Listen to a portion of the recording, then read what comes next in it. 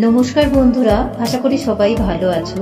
আমার ননদের মেয়ে কয়েকদিন আগে তার পরিবার নিয়ে গেছিল মাসাই মারাতে, তো তারই তোলা ভিডিওটি শেয়ার করে নিচ্ছি এবং কিছু তথ্য তার সাথে। মাসাই মারা মাইগ্রেশন যেটি হয় সেটি একটি গ্রেট মাইগ্রেশন এবং এটি হলো পূর্ব আফ্রিকার কেনিয়ার মাসাই মারা জাতীয় রিজার্ভ এবং তানজানিয়ার সেরেঙ্গেটি ন্যাশনাল পার্কের মধ্যে বন্য প্রাণীর বার্ষিক স্থানান্তর।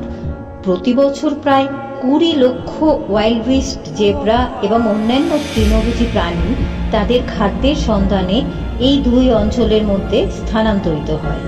এই স্থানান্তরটি প্রকৃতির এক অত্যাশ্চর্য দৃশ্য, যা জুলাই মাস থেকে শুরু হয়ে সেপ্টেম্বরের শেষের দিকে শেষ হয়। এরা গেছিল এই জুলাই মাসেরই প্রথম দিকে 2025 সালের, সেটাই আমি আপনাদের সবার সাথে শেয়ার করে নিচ্ছি।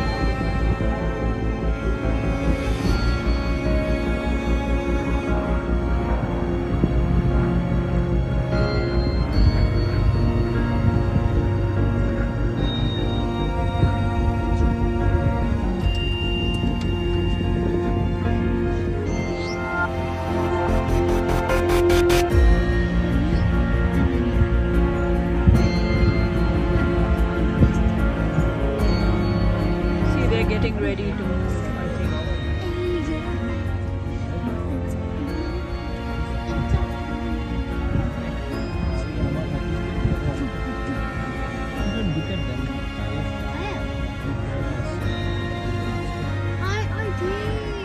এমনি চোখে বেটার দেখা যাচ্ছে, বেশি দেখা যাচ্ছে।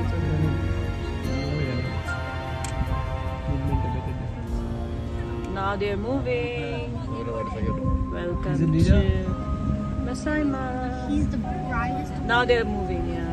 Welcome to Masai Mara. Wild beast আর জেব্রা এরা একত্রে একটা জায়গা থেকে আর একটা জায়গায় যায়, মানে এক্ষেত্রে মারা নদী যে পার করছে, এরা কিন্তু দুদলই একসাথে যাচ্ছে। বছরের পর 60s সময় থেকেই এরা এই মাইগ্রেশনটা করে।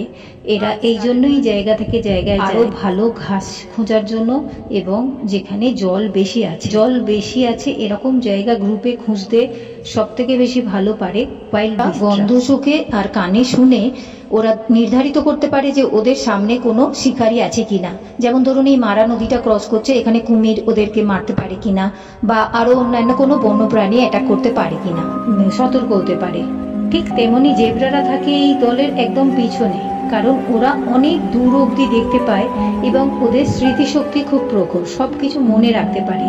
তো এই যে দুই বন্য প্রাণী, তারা নিজেদের যে গুণগুলি আছে সেগুলো একত্র করে একটা জায়গা থেকে একটা জায়গায় মুভমেন্ট করে। এবং ঘাসের ক্ষেত্রেও দেখুন, ওদের যে বড় বড় দাঁত আছে জেব্রাদের, সেটা দিয়ে ওরা বড় বড় ঘাস চিবিয়ে খায়।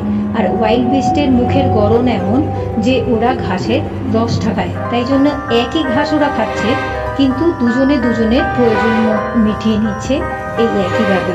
প্রকৃতির কি অদ্ভুত এক সংযোগ।